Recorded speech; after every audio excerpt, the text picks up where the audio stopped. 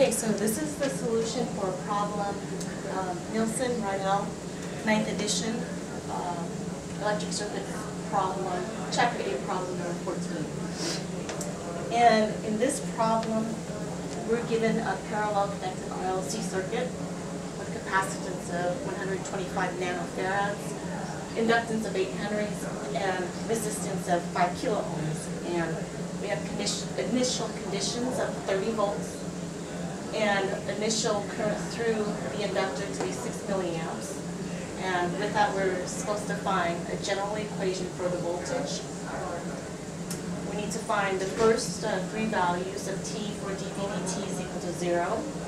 We're going to call those T1, T2, and T3 and demonstrate that T3 minus T1 is going to be TD, and show that T2 minus T1 is TD over 2, and calculate V1, V2, and V3. These three should be pretty easy. We'll set it up and tell you what values you should have, but it's just a calculator computation. This one requires some calculus, so we'll work through that in depth. There's an F part and that they ask you to sketch. So I'm going to give you the final result, and since there are so many different ways that you can do that, I will leave it up to the viewer to either use their tool of choice for to do that sketching and arrive at what it should look like.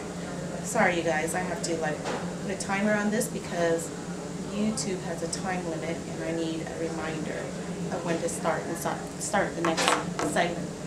Okay. So, the first thing we have to do is find a general equation, and to do that we have to figure out what type of circuit we have. Do we have a critically damped, an underdamped, or an overdamped circuit? We do that by finding our values of alpha and omega naught. Okay.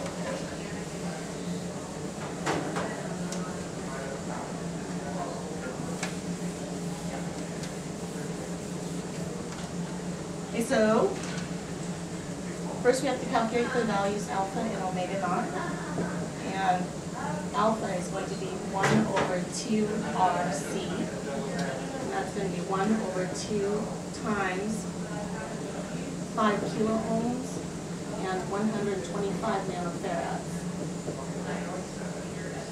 Put that into your calculator and you should arrive at 800 radians per second. Omega naught is going to be 1 over the square root of inductance times capacitance. That's going to be 1 over the square root of 8 henries times 125 nanofarads.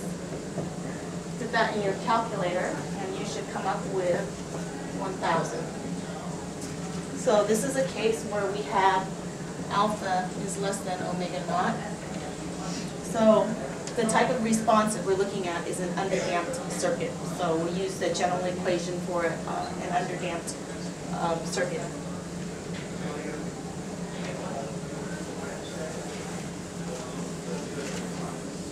So ultimately, we want to solve this problem. We want to find V of t.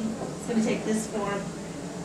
Is going to equal V1 cosine of omega d times t plus V2 sine omega d t times e to the negative alpha times t. Okay, V1 is easy. That's just the initial voltage equal to 30. So this part of the equation is going to be 30. Now we need to find the rest of it. And omega, I'm doing all the easy stuff first because why not? It just makes sense to do the easy things first. So the next easy thing is the omega d piece. So omega d, the damp gradient frequency is going to be the square root of omega naught squared minus alpha squared. Well, we already found the values for omega naught and alpha, so all we have to do is put them into the equation. So it's going to be 1,000 squared minus alpha, minus 800 squared. Okay, put that into your calculator and you will come up with 600. Okay, so now we have this piece. This piece is going to be 600. And this piece is going to be 600. And alpha, this piece is 800. We already solved that. So, of course, the hard ones to find is going to be the B2. B2 is the hard one to find. So how do we solve for B2? Well,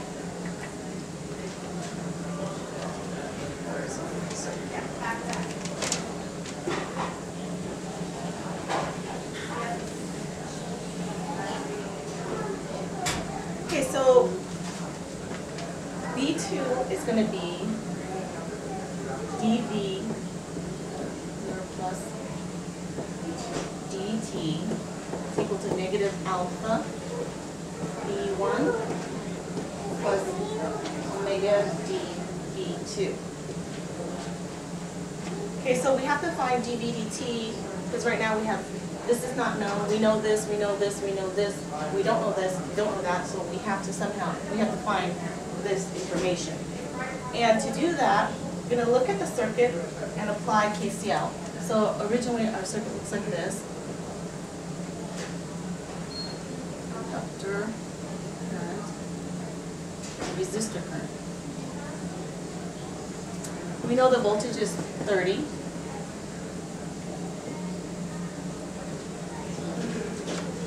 So it's going to be 30 across here. Okay. We have I sub L, we have I sub R, and we have I sub C. And we were given the information at the beginning of the problem that I sub L is 6 milliamps. Okay. So now we need to find I sub R in order to solve our KCL equation. So I sub R is easy. It's just going to be, we use Ohm's law, V equals I R. So I will be V over R. And that is going to be 30 volts over, what was the resistance? 5 kilo ohms. Put that into your calculator and you should arrive at a value of I sub R is also 6 milliamps.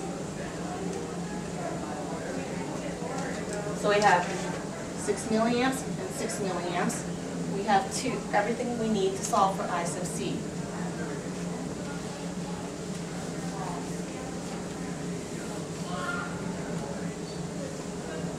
I sub C plus I sub L plus I sub R equals 0 by KCL.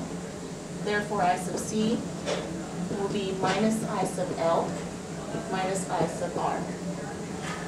And that is minus 6 milliamps minus 6 milliamps, or negative 12 milliamps.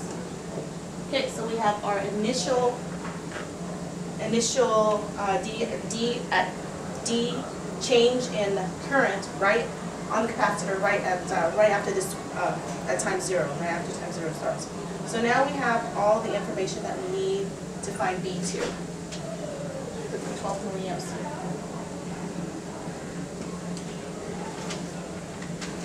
Okay. So we need to find the dV dt.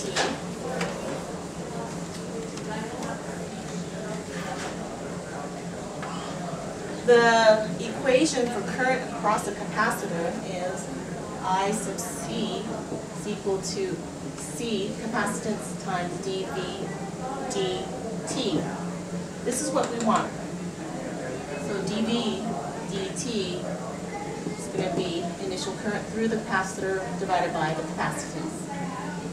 That's going to be negative 12 milliamps times 125 nanofarads. Put that into your calculator and you should come up with a value of DT negative 96,000 kilovolts, or negative 96 kilovolts.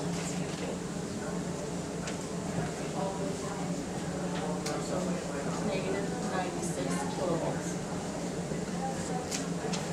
Okay, now we have everything we need to solve for V2. And that's the last piece that we need to have a general equation.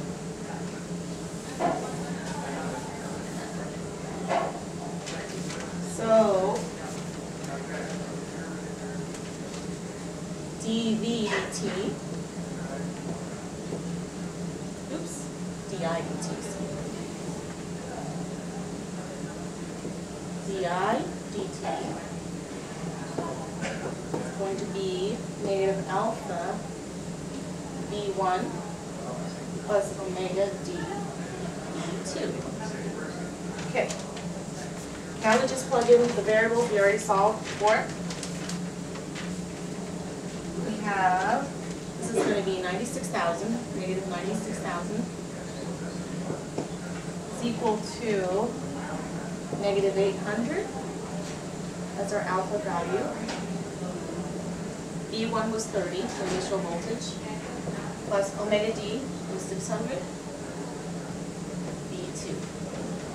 Okay, this is just algebra, and you can just bring this over here. So we have solve for V2 using your calculator. I'm assuming the viewer has the math skills to solve for V2. Bring this over to this side at 800. Oops. Okay, gotta start in the second segment. So, anyways, you should arrive at a value for V2 of negative 120.